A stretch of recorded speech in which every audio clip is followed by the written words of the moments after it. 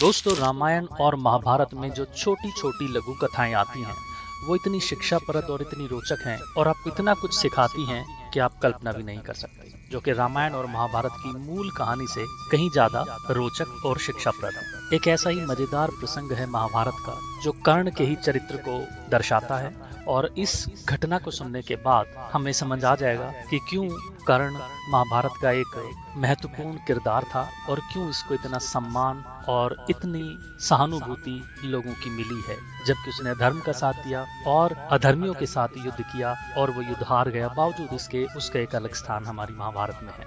दोस्तों, ये घटना तब की है जब महाभारत का घोर युद्ध हो रहा होता है। कर्ण और अर्जुन आमने सामने एक दूसरे पर बाण चलाते हैं और एक दूसरे के प्राण लेने की कोशिश करते हैं।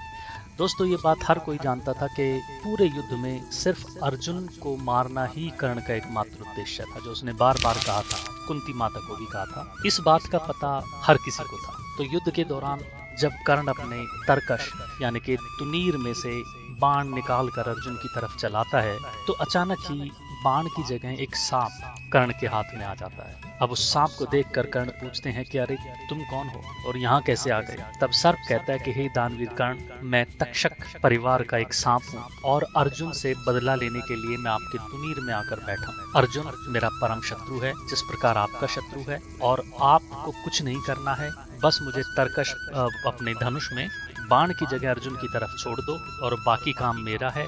अर्जुन को मैं डस लूंगा और वहीं खत्म हो जाएगा, आपका काम आसान हो जाएगा। तो इस पर कर्ण पूछते हैं कि तुम क्यों अर्जुन को मारना चाहते हो? तो सर्प कहता है कि हे राजन, एक बार अर्जुन ने खांडव वन में आग लगा दी और उस आग में मेरी माता और पूरा परिवार जलकर भस्म हो गया था। तभी से मेरे मन में अर्जुन के प्रति विद्रोह है और मैं उससे प्रतिशोध लेना चाहता हूँ और वो अवसर मुझे आज मिला है।